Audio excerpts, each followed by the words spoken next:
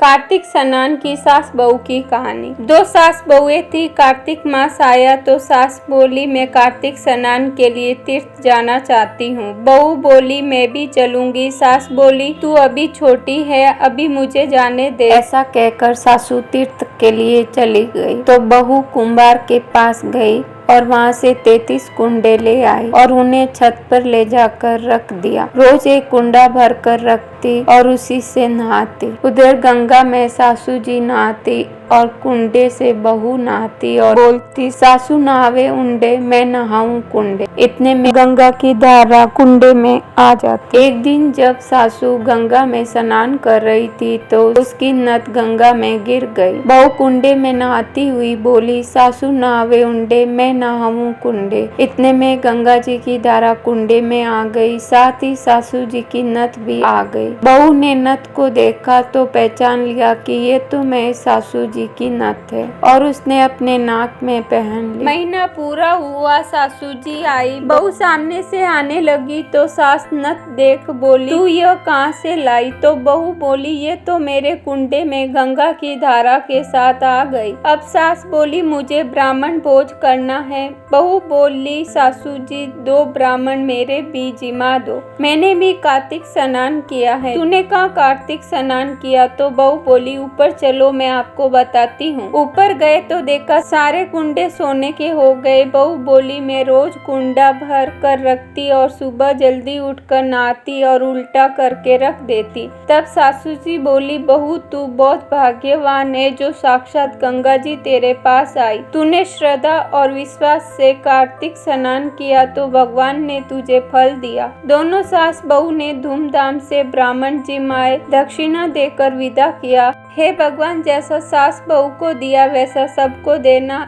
तुलसी जी की कहानी। एक बुढ़िया माई तुलसी जी को रोज सींचती और कहती कि हे तुलसी माता सत की दाता, मैं तेरा बिरला सींचती हूँ, मुझे बहू दे, पीताम्बर की धोती दे, मीठा मीठा घास दे, बेकुंड में वास दे, चटक की चाल दे, पटक की मौत दे, चंदन का काट दे, रानी सा राज दे, दाल भात का भोजन दे, 11 की मौत दे, कृष्ण जी का कंधा दे। तब तुलसी माता यह सुनकर सूखने लगी। तभी भगवान कृष्ण वहाँ प्रकट हुए और बोले हे तुलसी तुम क्यों सूख रही हो? सभी स्त्रियां तो तुम्हें रोज सींचती हैं।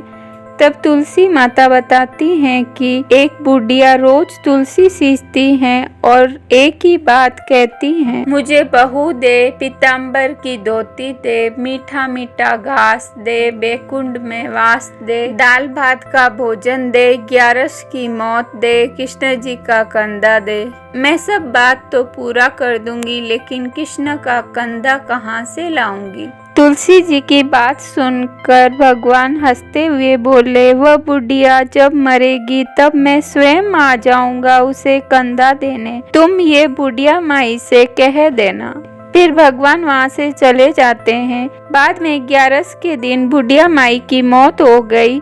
वहाँ सब लोग इकट्ठा हो गए। जब सब लोग बुढ़िया माई को ले जाने लगे तो वह किसी से नहीं उठी। तब भगवान कृष्ण 12 साल के लड़के के रूप में प्रकट हुए और उन्होंने कहा अगर मैं बुढ़िया माई के कान में एक बात कह दूंगा तो बुढ़िया माई हल्की हो जाएगी और आप उन्हें उठा पाएंगे। सब लोगों ने लड़के को नादान समझकर हटाने लगे, परंतु एक बुजुर्ग ने हाँ कर दी और कहा कहो तुम्हें जो कहना है। तब भगवान ने उसके कान में कहा बुढ़िया माई मन की निकाल ले, पीताम्बर की धोती ले, मीठा मीठा घास ले, बेकुंठ का वास ले, चटक की चाल ले, पटक की मौत ले, कृष्ण जी का कंधा ले। ये सुनकर बुढ़िया माई हल्की हो गई। भगवान ने कंधा दिया और बुढ़िया माई को मुक्ति मिल गई। हे तुलसी माता जैसे बुढ़िया माई को मुक्ति दी वैसे सबको देना। कहानी सुनने वालों का भला हो और सुनाने वालों का भी भला हो। जय तुलसी मैया की।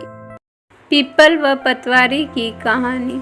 एक बुढ़िया थी, उसने अपनी बहू से कहा कि तू दूध दही बेच के आ। वह बेचने गई तो रास्ते में औरतें पीपल पतवारी सींच रही थी। उनको सींचता देखकर बहू ने पूछा कि तुम क्या कर रही हो। औरतें बोली कि हम पीपल पतवारी सींच रही हैं, इससे अन्न और धन होता है। 12 वर्ष का बिछड़ा हुआ पति मिल जाता है। बहू बोली ऐसी बात है तो तुम पानी से सींचती हो तो मैं दूध से सींचूंगी। गुजरी बहू रोजिना दूध दही बेचने नहीं जाती, वह रोजिना दूध को पीपल में और दही को पतवारी में सींचती। सास दूध दही का दाम मांगती तो कह देती महीना पूरा हो जाने पर दूंगी। कार्तिक का महीना पूरा हो गया। पूर्णिमा के दिन बहू पीपल पतवारी के पास जाकर बैठ गई। पतवारी ने पूछा तुम मेरे पास क्यों बैठ गई। बहू बोली कि सास दूध दही का दाम मांगेगी। पीपल पतवारी बोली कि मेरे पास क्या दाम रखा है, ये भरा डिंडा पान भतूरा, इसको ले जा। बहू ने वही ले जाकर कोठरी में रख दिया और डर के मारे कपड़ा ओढ़कर सो गई। सासू बोली पैसे ले आई। बहू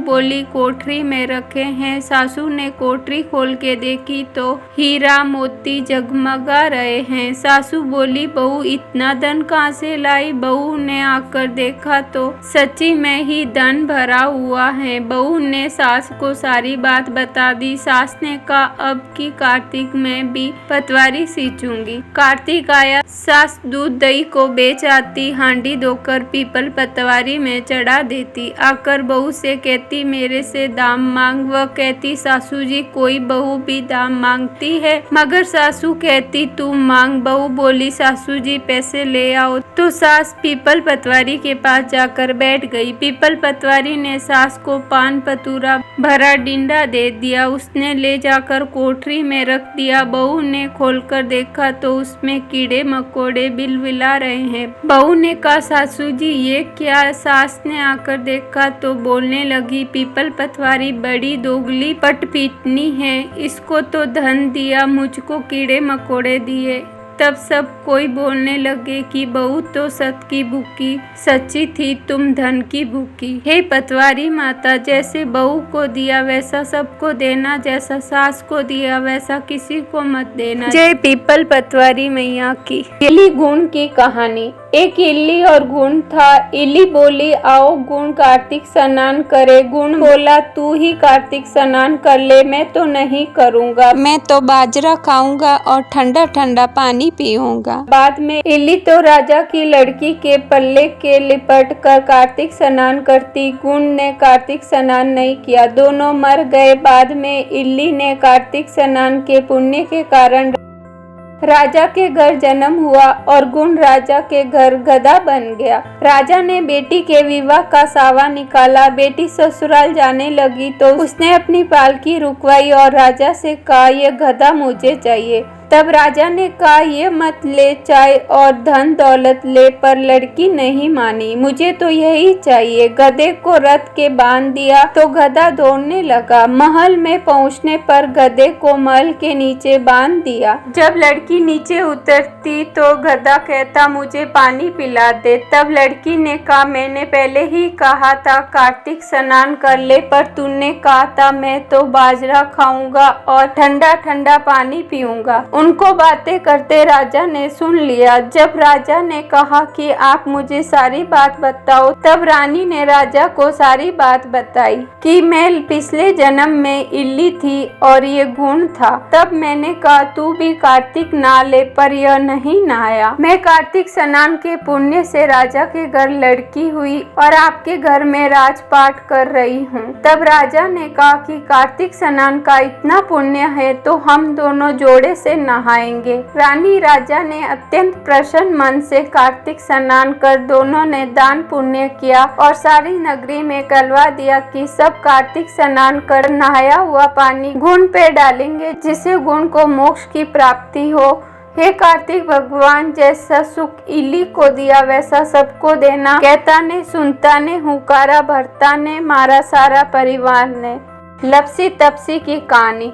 एक लपसी था, एक तपसी था। तपसी तपस्या करता और लपसी सवा शेर की लापसी बनाकर उनका भोग लगाकर जिम लेता। एक दिन दोनों लड़ने लगे। लपसी बोला मैं बड़ा, तपसी बोला मैं बड़ा। इतने में नारद मुनि आए और बोले तुम क्यों लड़ रहे हो? तो लपसी ने कहा मैं बड़ा हूँ और तपसी ने कहा मैं बड़ा हूँ। तपसी बोला मैं सारे दिन भगवान की पूजा करता हूँ। ये सुन नारद जी ने कहा मैं तुम्हारा फैसला कर दूंगा। दूसरे दिन लपसी तपसी नहाकर आए तो नारद जी ने 1.25 करोड़ की अंगूठी उनके आगे फेंक दी। लपसी का ध्यान उस अंगूठी पर नहीं गया। लपसी लापसी बनाकर उसका भगवान के भोग लगाकर जिमने बैठ गया। तपसी तपस्या करने बैठा तो उसे अंगूठी दिखी और उसने अपने घुटने के नीचे दबा ली और तपस्या करने लगा। इतने में नारद जी आए। तब दोनों से पूछा कौन बड़ा है? फिर तपसी ने कहा मैं बड़ा हूँ। नारद जी बोले तेरा घुटना उठा तो उसके नीचे 1.25 करोड़ की अंगूठी निकली। तब नारद जी बोले कि ये अंगूठी तूने चुराई है, तुझे तेरी तपस्या का फल नहीं मिलेगा। तब तपसी बोला है नारद मुनि, मेरी तपस्या का दोष कैसे दूर होगा? नारद जी ने कहा रोटी बनाकर बाटिया नहीं बनाया तो फल तुझे होगा। ब्राह्मण जिमा कर दक्षिणा नहीं दे तो फल तुझे होगा। साड़ी देके ब्लाउज नहीं दिया तो फल तुझे होगा। दिया से दिया जलावे तो फल तुझे मिलेगा। सब व्रत त्योहार की कहानी सुनने के बाद तेरी कहानी नहीं सुने तो फल तुझे होगा। तब से लपसी तपसी की कहानी सुनी जाती है। कहानी सुनने के बाद यह कहे लपसी को फल लपसी को होयो, तपसी को फल तपसी को होयो। माँ की कहानी कथा को फल माने होयो।